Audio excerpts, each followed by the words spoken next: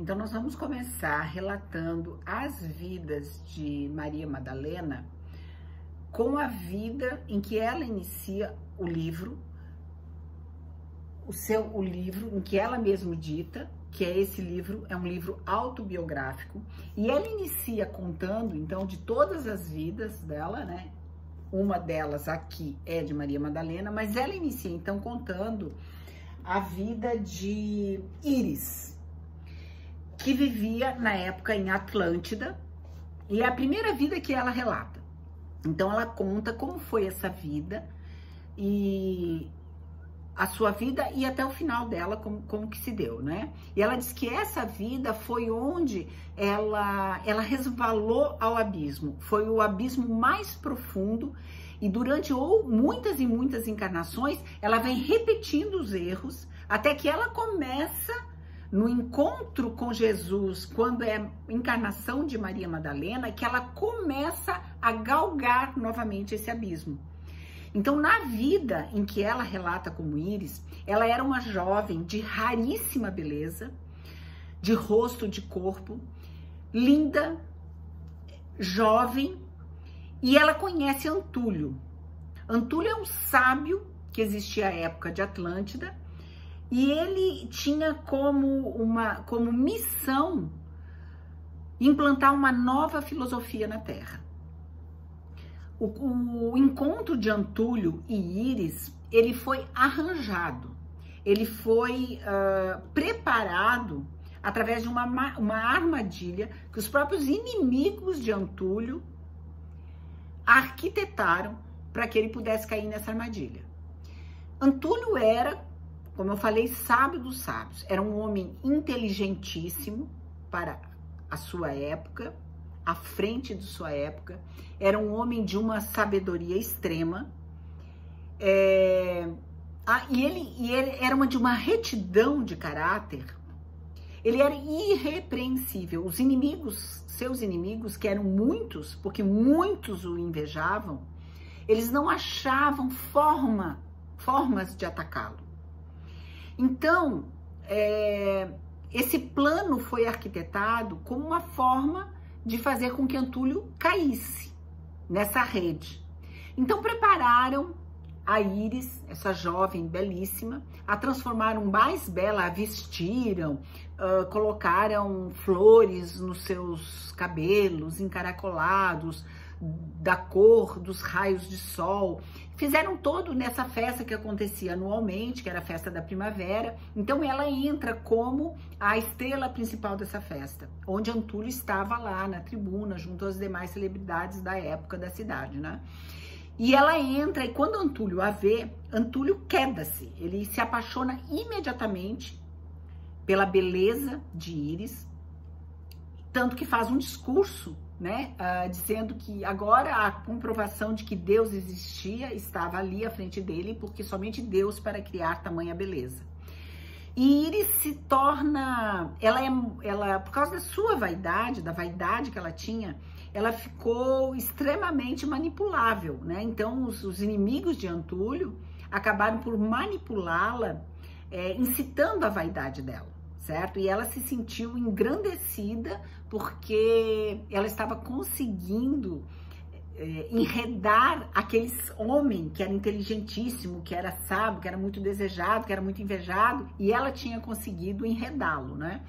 E os inimigos, o que que faz? Mas Antúlio, ele se apaixona por ela, ele a admira, ele demonstra, eles conversam, ela vai até ele a ensina muitas coisas, eles discutem, né?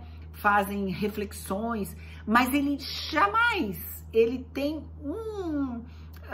qualquer atitude que possa denegrir o caráter dele. Só que o que os inimigos deles fazem? O acusam das piores atrocidades. Então ele é acabado, ele é levado a um tribunal com essas falsas acusações. E quando ele está no tribunal, a porta se abre e vem então a testemunha para testemunhar daquilo que ele foi acusado. E quem vem para testemunhar?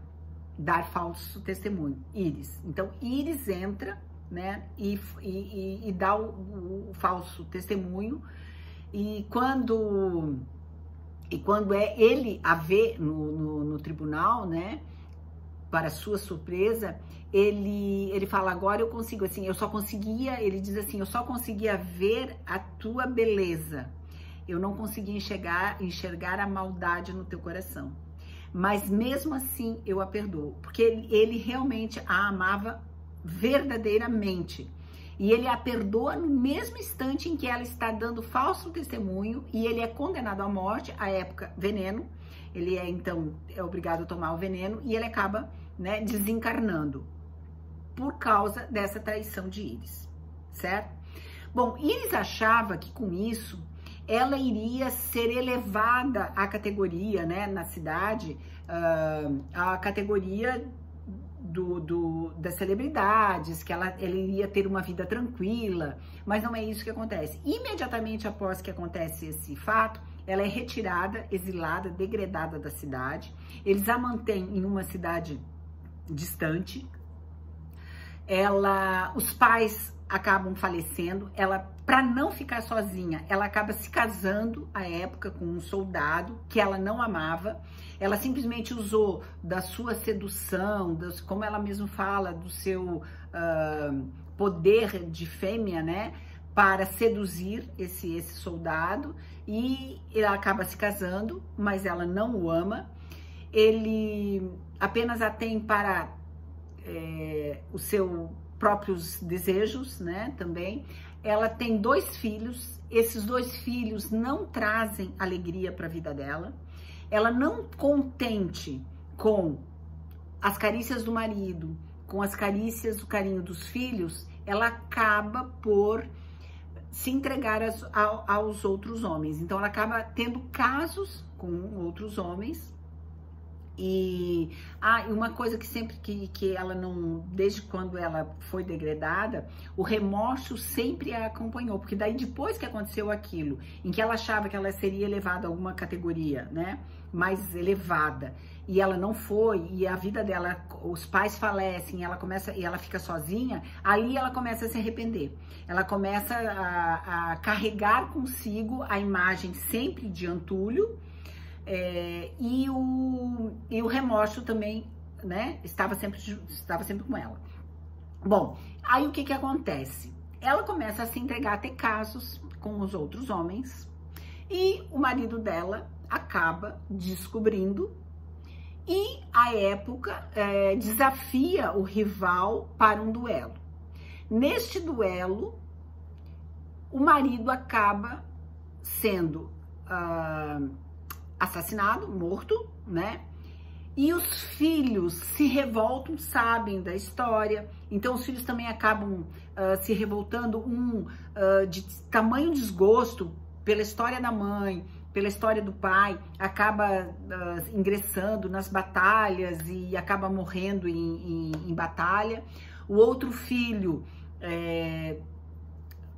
não dá mais carinho para a mãe também, fala, mulher, tu é digna de pena, abandona a mãe, né? E também logo ele falece. Acaba que Íris, que era aquela jovem, bela, que onde ela passava, né, as pessoas ficavam admiradas com seu encanto, acaba se tornando decrépita, sozinha, acaba ficando na miséria, e ela começa a fazer mendicância, começa a mendigar de porta em porta. E assim ela termina a vida dela, morrendo sozinha, desencarnando sozinha, e ela assiste o seu próprio enterro, porque o que ela viu? Ela viu aquele corpo decrépito, magro, muito feio, longe de ter a beleza que ela tinha durante a sua juventude, acompanhada desse remorso, né, de ter traído Antúlio. Ela vê 2 homens carregando o seu corpo e jogando o seu corpo numa vala comum, que era o seu enterro, ela jogando o seu corpo lá. Ela vê isso do plano astral, né, de onde ela está.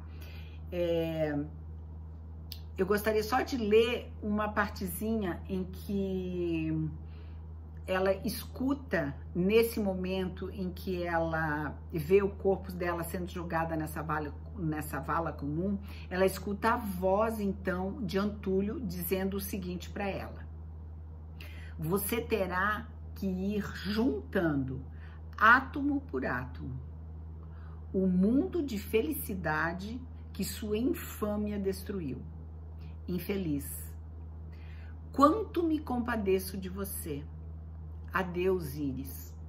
Eu a perdoo. Perdoo-a porque a amo e amarei sempre.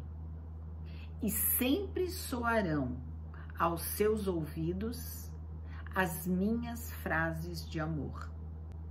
E assim se encerra a vida de Íris.